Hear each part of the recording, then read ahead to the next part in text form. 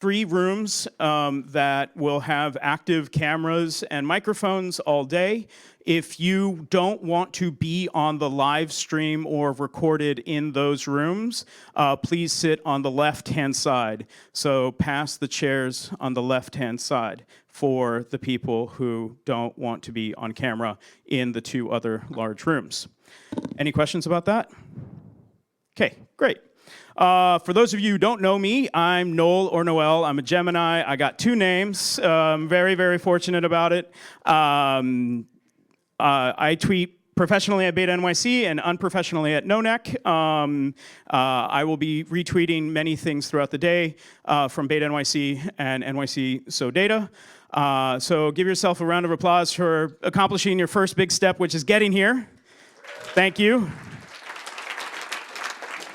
If you've participated in other Open Data Days, School of Data, Code Across, you may have seen this slide before, but for those of you who don't know where you are physically located in the universe today, I want to show you this beautiful map. It is actually a representation because we don't have the imaging technology to actually produce this map, but this is our solar system and our galaxy. And everything that we can possibly conceive of is located on that little small dot. And let me just do a little, bring in a little bit closer. On the left-hand side is the largest, no, it's the furthest photograph that we have of our blue marble, which is from Voyager. And that beam of light is a refraction of Saturn, if I'm not mistaken. And that's where we are. And it's kind of impressive that all of the struggles that we fight for and all of the good things that we experience happens on this little tiny blue dot. This is a reminder that small things do matter, even though we're in a very big space. We're very small, and those little things we should take into consideration all day long. And to that extent, we should be thinking of how do we improve this wonderful blue dot that we're on. How many have seen the movie Hackers? Woo! Okay, good. For those of you who haven't, there's some homework to do this evening. It stars, it's a motley crew, a lot of great technology represented in it. Clear Apple products, which is another cool thing. So when we talk about hacking the planet and when we talk about improving the little blue dot that we're on, we have to recognize the land that we are standing on, or that we are on top of. We are not the first settlers of this place. We are actually on occupied territory. The indigenous population that were on the islands that we're here on were systematically removed from this area.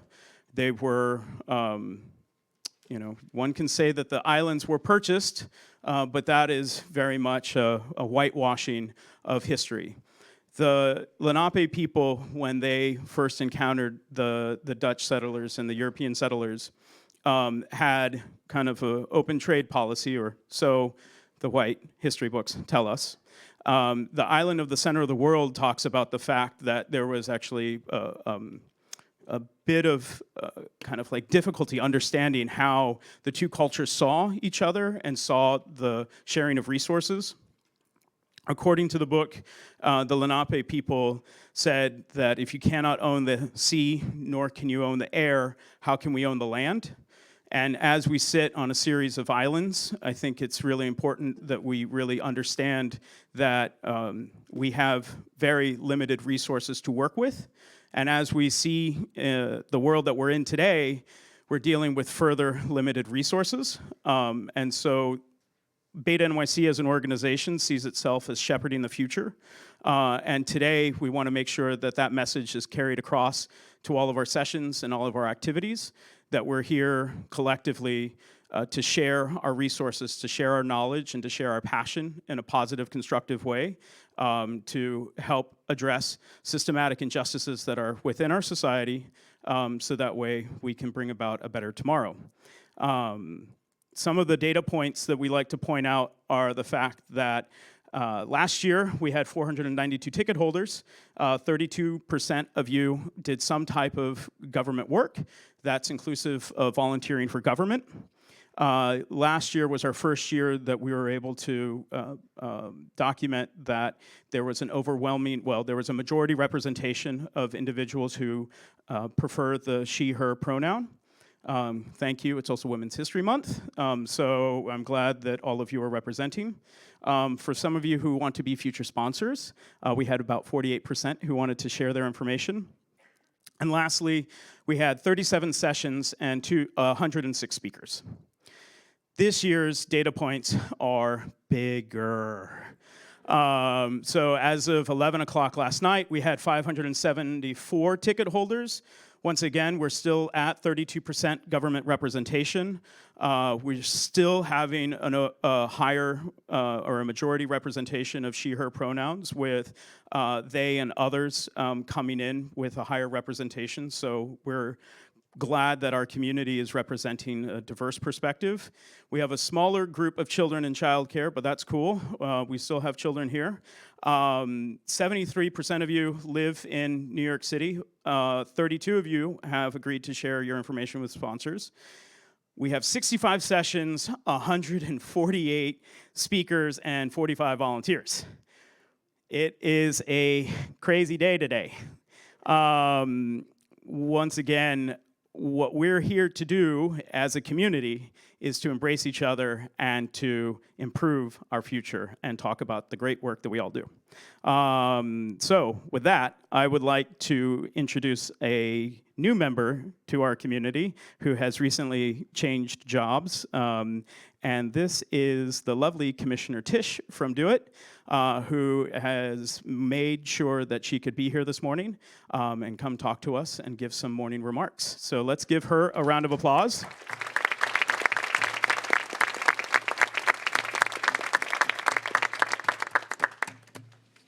Use this one, or you can use this one. Which would you like? All right. Thank you. Let's get this. All right.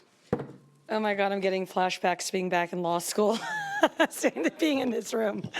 So I want to start by, of course, thanking BetaNYC and the great executive director, Noel, for inviting me to address all of you today.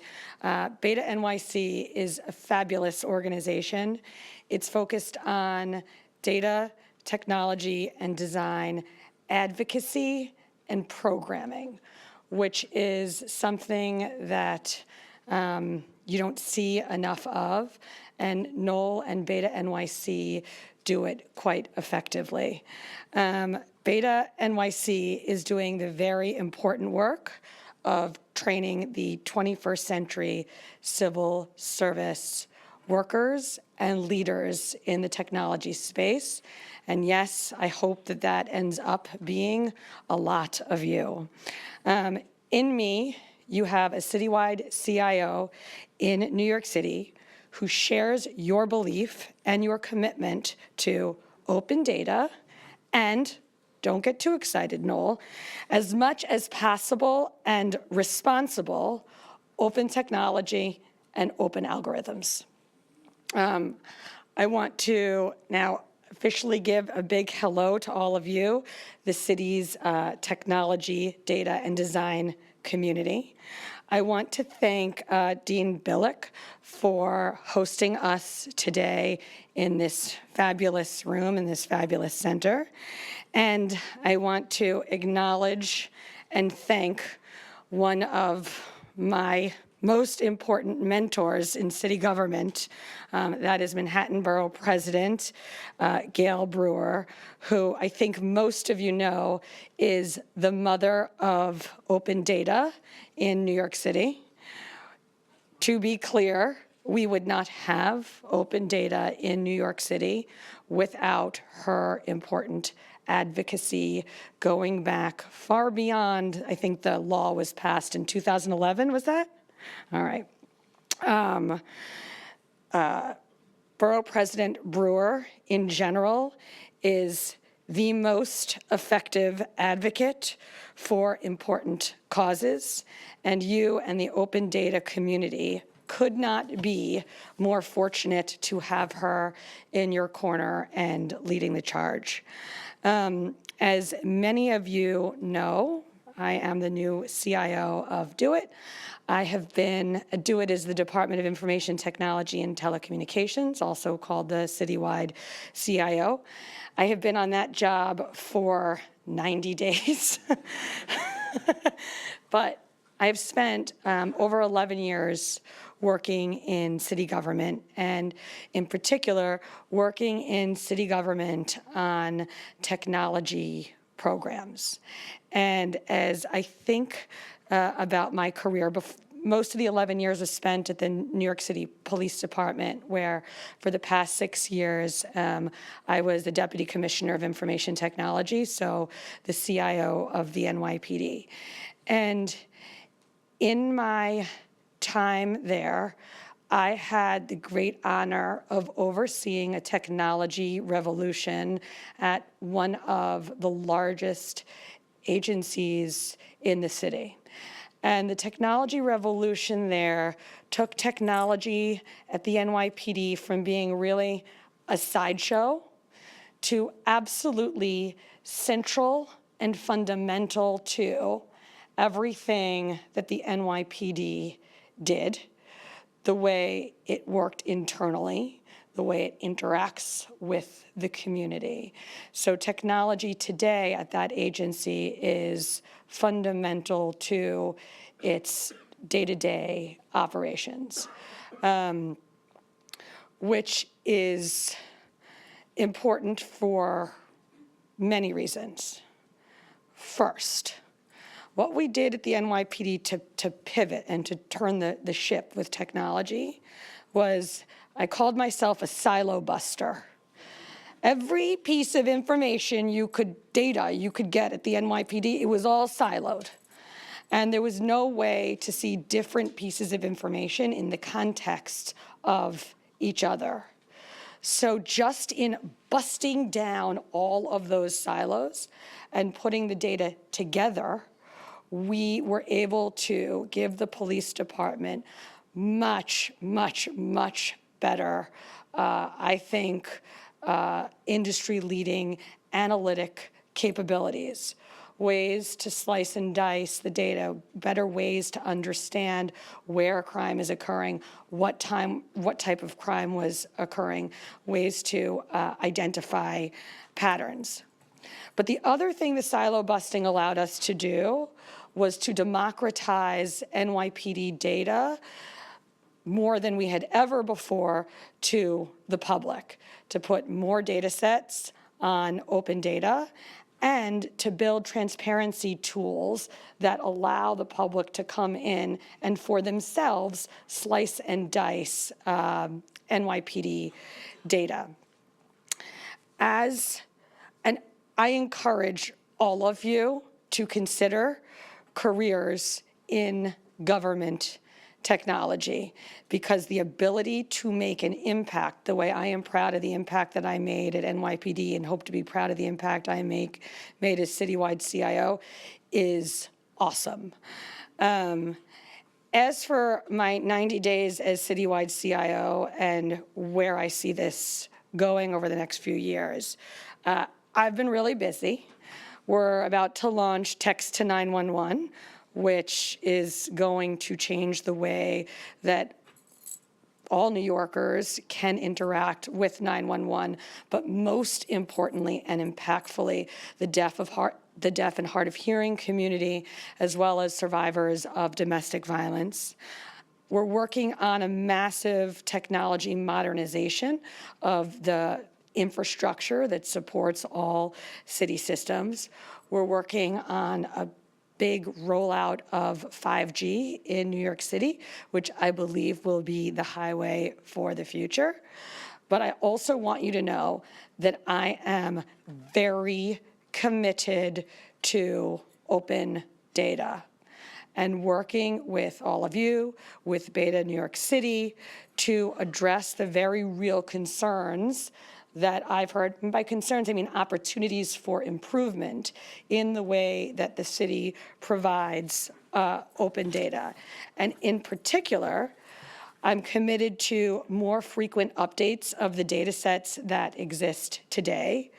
I'm committed to working with our open data coordinators at each agency to identify what new additional data sets we can make available to the public.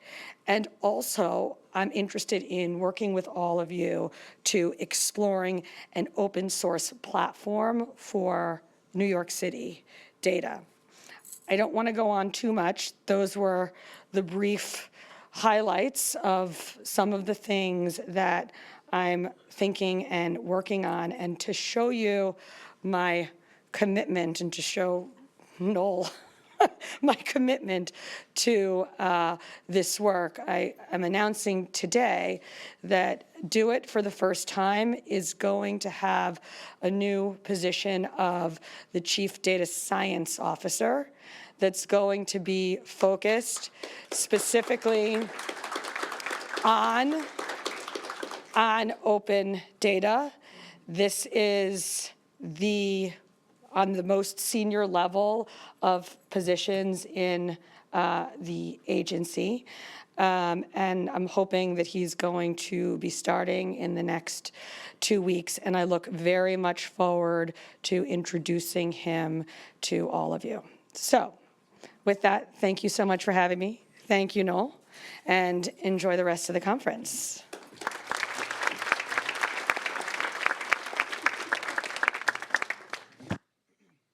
Excellent. It is a great honor to have the commissioner here, the chief CIO. Next up, we have our hosts, CUNY Law School. How many of you are lawyers in the house? Okay, a few. And how many of you attended CUNY Law? Okay, how many of you want to attend CUNY Law then? All right, so here comes the sales pitch from Mary Lu Bilek. Let's give her a round of applause.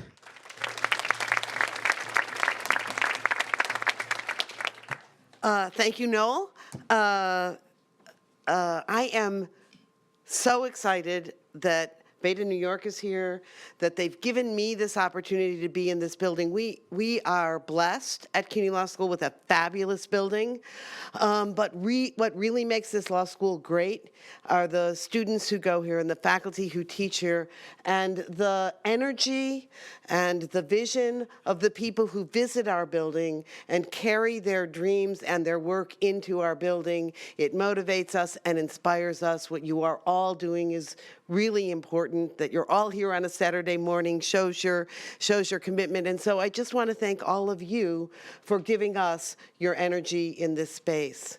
My name is Mary Lu Bilek. It is my privilege to be the dean of what was called the premier public interest law school in the country. In 1983, a radical group of law professors and practitioners got together and said, what would a law school look like if we wanted to do something that at the time was transformational, if we wanted actually to prepare students to be lawyers in the field? And what would a law school look like if we answered every question about how we built it based on 2 mission points? 1, how to create access to legal education and the law profession, and 2, how to create proud, strong, creative social justice and public interest lawyers. To the first point, access. We often talk about diversity, right, and how we all learn better when we make decisions in diverse groups, and that's important in this law school. But what I've learned from 30 years of being here is that what changes the world is that when you take those that the law has worked on and you give them the opportunity to become lawyers, that's transformative. That's how there's more equity in the world. That's how the world becomes a better place. So that's who our students have been for 35 years, who our students continue to be. That's who our graduates are out in the field. We are the most diverse law school in the country, and we graduate by far the highest percentage of public interest lawyers in the country. We are the place to be if you want to use the law in the service of human needs or to change the world. I hope I see some of you at the law school someday. Okay, like, isn't this a great school? Okay, so just to be concrete about a connection between us and you. So one of my alums is a woman named Cynthia Conti Cook. Cynthia worked for years in civil rights litigation and in the Legal Aid Society. And towards the end of her time at the Legal Aid Society, she realized that using open data, she could create a database that tracks the misconduct by New York City police officers to advance police accountability. So she created a database, not work that we think of as lawyers, but work that sprung from her work as a lawyer, responsible and accountable not only to her individual clients, but to the system of justice generally, and to the communities that her clients come from. The database that Cynthia created is a searchable database, searchable by officer's name, unit, precinct, and type of allegation of misconduct. The point being not just to identify bad officers, but to work towards identifying and eliminating the type of misconduct that is recurring, that is systemic, and that can be corrected through training and systems of assessment and evaluation. So I'm proud to give you an example of something one of our alums has done that I think tracks what you know about the power of open data. When I describe our law school, I like to use a quote by the Persian poet Rumi. Rumi said, "Out there beyond abstract ideas of right and wrong, there is a field. I will meet you there."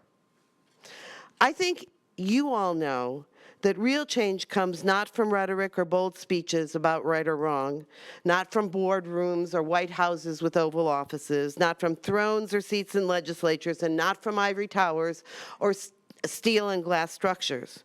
Real change comes from the ground, from the field, from workers, from lived lives revealed through real facts, from one data point to rows of numbers revealed, scrutinized, and examined. Data about those in the field, collected by those in the field, and analyzed by those in the field.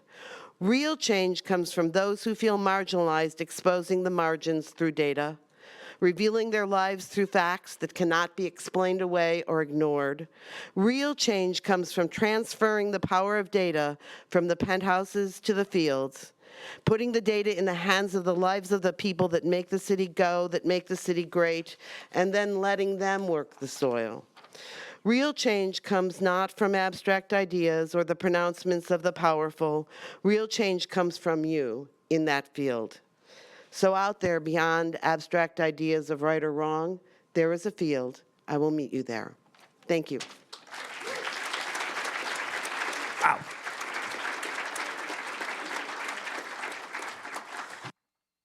And Cynthia Conti Cook is actually an alumni of School of Data. She has presented and talked about algorithmic transparency and is one of the critical voices. She's now at the Ford Foundation, and you should follow her on Twitter, one of the most amazing lawyers that we have in our municipal community. I would also like to give a shout out to Megan McDermott. Megan, if you're here, not here yet. Megan McDermott is a current CUNY Law School student. She was formerly at Mozilla, helped organize the Hive Network. If you've ever participated in the Hive Network, you can really thank her. She was instrumental in lobbying me to ensure that we would come to CUNY Law and see the great facilities here. CUNY also, we have a very tight relationship with CUNY, which I'll talk about in a minute, but I have to give public declaration of thank yous to CUNY Law again, Megan and Cynthia Conti Cook for making sure that we could be here at CUNY Law and also Karen, for who has taken care of all of our needs and all of the CUNY staff. So if you see a CUNY staff member today, give them a thanks for letting us be in their house. And if you see a CUNY Law School student, they're in the middle of midterms and writing things, so you please don't disturb the students. They're frantically trying to ensure that we have public interest law in the future. So if you want to feed them a sandwich, just be like, go eat over here. So I want to tell you a little bit about our story because it is, we revel in the fact that we are a community. And our community story is unique. We're here in New York City. We're the home of what are the four freedoms. President FDR and Eleanor Roosevelt, who later on championed these four freedoms as the foundation of the Fundamental Declaration of Human Rights, said that all of us, all humans, all earthlings, should have the freedom of speech, the freedom of religion, the freedom from want, and the freedom from fear. The last two freedoms are, one is about economic opportunity, and the other one is to ensure that we don't live under a tyrannical government. These four freedoms were at the foundation of our entry into World War II. They were articulated in front of Congress in a way of more or less warning that we would essentially have to defend these four freedoms on a global stage. These four freedoms are still very much at our community's core. In 1989, the city published something that's very unique. If you go to the municipal archives, you can actually pull off the shelf a phone book-like device, which is the very first and the only public data directory ever published. We thank Gale and her team of elders who fought in the 80s to ensure that data transparency was something that was at the core of our municipal government in the latter part of the 20th century. This phone book, it's thick, first teaches you how to file a Freedom of Information request. It first teaches you access to information and how to get access to information. It then later on describes this particular data set. So here we are looking at the agency, Department of the Aging. The data set is the grants management data set. The data set was activated in 1989. The application description, which is essentially tells you what the data can do and what it's the database contents. What's interesting about this particular document is that we are still fighting for this type of access today. Even with all of the great wins that we have with open data, we still don't have this little application description section inside of the open data portal, which is fundamental in the 21st century, so that way we can hold the technology systems that our tax dollars are essentially producing. We can hold them account and make sure that they're not being used improperly against us. Now, I don't know, how many of you remember the good old days of the NYC Open Government Meetup? Raise your hand, because there's a handful of you. This is actually, here on the left, a photo of us back in the original Newark City from our very first meetup. It took me a while to find this particular photo. In the upper right-hand corner is a photo from the old Open Plans penthouse. The gentleman photoed there is Tom Lowenpult. He passed away last year. He was a community board member. He was instrumental in making sure that as our meetup evolved, understood the power of community boards. As a community board member, he was able to get a resolution passed that said, hey, there's this thing called a top-level domain, and New York City, as a world predominant, as the #1 city in the world, world-class city, we should have our own TLD. That TLD is now known as .NYC, and BetaNYC uses it pretty extensively on all of our products. We wouldn't have that TLD if it wasn't for Tom's advocacy for many, many years, advocating in and out of government, saying that New York City needs to have a top-level domain. He also, you can still see his code if you go to the Queens Community Board that he served on. They probably have one of the best, well-kept websites that goes back a few decades because of Tom. And he was a dedicated volunteer who was all about making sure that information was accessible, particularly community board information was accessible to everyone through the internet. The other person that's photoed here is Matt Cooper-Ryder, who started the meetup. Matt started this as a partner of, as a project of his PhD, and more or less kind of sat and started this crazy train that we are now all on. Matt is now in Australia, and we cherish all work that our past community members have put together. We then met this really entrepreneurial city council member who had this wide-eyed ideal that government information should be accessible on the internet. Councilmember Brewer, then Councilmember Brewer, was like, we have this data dictionary, this data directory. It was published in 1989. Why the heck don't we have it now? And was instrumental in first introducing the piece of legislation as a radical piece of information of radical transparency, that all information should be published. Then Mayor Bloomberg didn't think that was such a good idea. Who knew? Mayor Bloomberg, not into transparency. It took us 2 years to form a coalition. That coalition was known as the Transparency Working Group, which combined a number of good government groups from the progressive era who were essentially instrumental in starting 100 years beforehand. And we were the new kids on the block. We brought in our funky dance moves, and we talked about and legitimized their progressive vision of government in a digital era. On the 7th of March, 2012, this photo was taken. No, this photo was not taken. This is actually the signing ceremony that happened about a month or so later. And Phil Ashlock, who's in the back right over there, who now maintains and helps govern data.gov, is in that photo. So we're lucky to have 2 members of this photo here in this room today. From that law, our community said, shit, we should do something. We're facing the fact that we're going to move from one administration to another, and we set out to more or less create our mission, vision, and values. We partnered with then Rachel Hout and the city's digital team to come and write what we now know as the People's Roadmap to a Digital New York City. Through this document and a bunch of different meetups, we articulated our 4 freedoms: the freedom to connect, the freedom to innovate, the freedom to learn, and the freedom to collaborate. These 4 freedoms are at our foundation. Our leadership team always judges all of our programming by these 4 freedoms. We fundamentally need access to high-speed bidirectional internet. That is not only for learning, for creation and collaboration, but it's also our ability to connect with each other.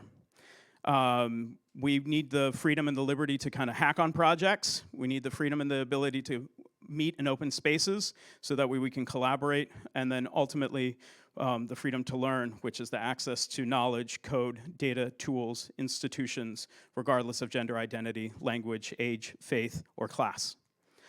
We started hosting these March events as Code Across. You'll see some of these people later on today. One of them, as you can see, who's in this photo all the time, is Gale Brewer. She is an amazing elected official and human being who has been with us ever since.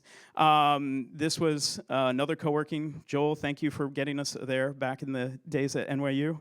And then when de Blasio came in, we set up a framework so that way we could get some of those things passed that we saw in the People's Roadmap. So pretty much every single year, we've gotten a little bit of that People's Roadmap immortalized as legislation or new policy. We've been able to also do this through the Civic Innovation Fellows, Civic Innovation Lab and Fellows program, which is part of a program that is run by CUNY, the Manhattan Borough President's Office, and BetaNYC. To date, we've been able to get 60 CUNY students through our boot camp, Yay. That has been an achievement. Our alumni are now ending up in government and in public-private positions. So we see this as the commissioner said, as a framework to teach 21st century civil service workers.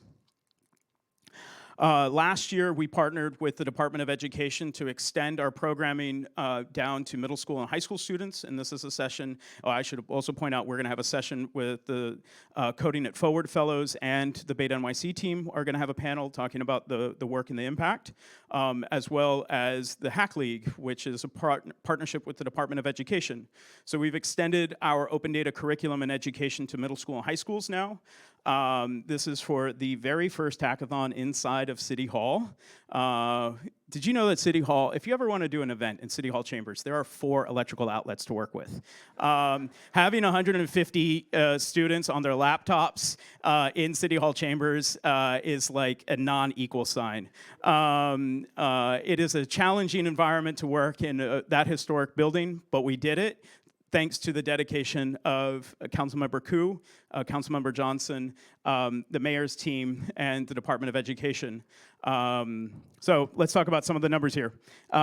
Last year, we were able to do 5 borough-wide events that engaged 300 students. We hit 65 middle school and high school students, and we were able to come up, and they were able to come up with 72 various projects. We were able to educate 100 teachers through 3 different PDs. That then built a framework for us to then go out and do in-borough engagements with borough presidents and subject matter experts. In total, we had 1,500 students participate in Hack League. And if that's the conservative estimate. If we were to kind of broaden it out, we got 2,500 students. We engaged with 2,500 students. So over the work that we've been doing, it's kind of like we're at the point where it's like winning a Grammy, but there's no trophy to have anything. So in many ways, School of Data is actually like us coming and doing a halftime show. And if you don't know, I'm Puerto Rican, so I'm very, very happy that La Bandera is proudly represented. So let me talk about what we are here today. How many of you remember Care Bears? All right, how many of you have come to a School of Data beforehand and seen this slide before? All right, a number of you. For those of you who don't know Care Bears, it's a group of magical bears. They have rainbows that shoot out of their bellies. They care for each other. They're like the ponies, but a little bit older. They're wonderful. If you have kids, you should introduce them to the Care Bears. They care. So School of Data is a community conference. Our focus is on civics, design, tech, and data. Our theory of change is really, really simple. We are collectively building a culture of data and technology that improves service. We reject individualism. We believe in collective action to survive and thrive. We believe in perpetual feedback loops to improve ourselves. We are not watched over by machines of loving grace, and we are in control of our own destiny. It's a mixture of panels, workshops, and office hours. And to talk about the logistics, I'm going to get off the stage, and I'm going to bring on our Civic Innovation Fellow, Gabby Langston. Where are you, Gabby? There you are. Let's give a round of applause for Gabby Langston.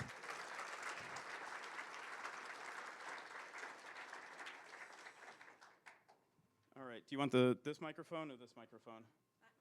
That microphone. All right. All right. You can use this or the arrow. Use the arrow. All right. Okay. Okay, hi. Can everyone hear me? It's good? All right. Yay. All right. So my name is Gabrielle Langston. I like to be called Gabby for short. I am part of the 6th cohort of the Civic Innovation Fellows Program. I currently attend New York City College of Technology, where I'm majoring in applied math. Okay, so as I just said, we are in the 6th year of the Civic Innovation Fellowship. If I may just share with you just a very brief story. My journey began when I applied through CUNY Service Corps. And once I was accepted into the program, I went to the job matching fair, and it was very hectic. There was like all these people recruiting, and then I got to the office of the Manhattan Borough President table, where I met some recruiters from BetaNYC. So I met Kate Nicholson, I met Emily Goldman, and they just blew my mind away with how they were so committed to making open data user-friendly and transparent, and I knew that I better get my act together and apply for this thing because this was such a life-changing opportunity. Okay.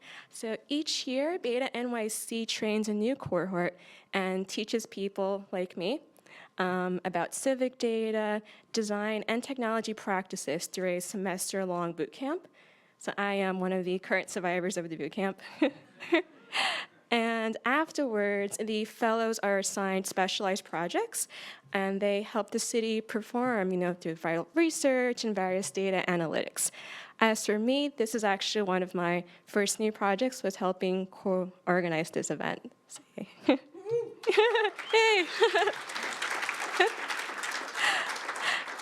And thank you. And I am very proud to introduce this year's Civic Innovation Fellows. In fact, are there any fellows in the room currently? Is anyone? Nope. All right, no worries. But anywho, we come from a variety of CUNY schools. Some of us are undergraduates, some of us are getting our masters, and it is such an honor to serve with my fellow cohort members. Okay, and now if I may, I want to get into the day's conference logistics.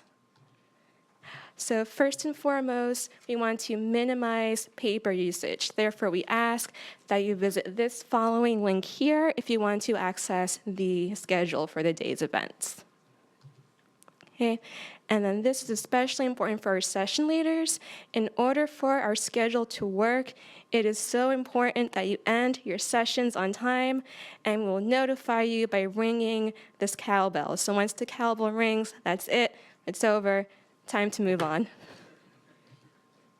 Okay, also be sure to visit our cafe up on the 3rd floor. That's where our sponsors will be for the day. And then next, I know we are in flu season. I know everyone knows about the coronavirus, and we're all, kind of freaking out. But regardless of that, we are our best defense to getting this virus, and I just ask that we take a few precautions. So first and foremost, if you don't want to shake someone's hands, that's fine. Just say, I'd rather not shake hands right now. It's totally fine. On the other hand, don't be offended if someone doesn't want to shake your hand. Okay, secondly, please wash your hands. As you may have seen, there have been signs, posted everywhere. Please wash your hands. And we also have extra sanitizer for everyone throughout the day. Okay. Third, if you could please, if you want to, read up on the CDC's coughing and sneezing etiquette. And lastly, if you are sick, stay home. Okay, so throughout the day, if you need help, or or if you want to join us through happy hour, look for our volunteers. They're going to be wearing these blue T-shirts, these blue BetaNYC T-shirts. And if you're older than 21 years of age and want to attend happy hour, which is going to happen towards the end of the day, you will need to show a government-issued ID, for which then you'll be assigned a wristband, and that's the only way you'll be allowed to have alcoholic beverages.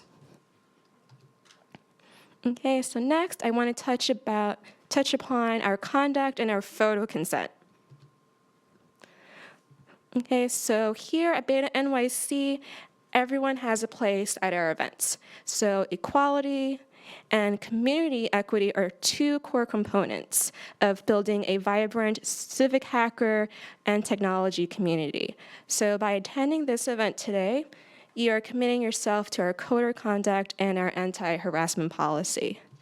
So in short, our code of conduct is to be respectful and to listen just as much as you speak. Okay, and then regarding the lanyards, which I think most of you have, so upon arrival today, you were probably asked, do you consent to your photo being taken? So just a reminder, if you selected a black lanyard today, you gave us the okay, you want your photo to be taken. If you have any hesitations about your photo being taken, that's totally fine.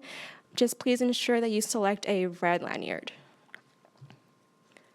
Okay, and if you have any questions or comments or concerns throughout the day, be sure to ask Noel or Lauren or Kate. And I just want to say thank you so much, everyone, for welcoming me into your community. Thank you, Noel, for giving me the chance to co-plan this event. I am forever grateful.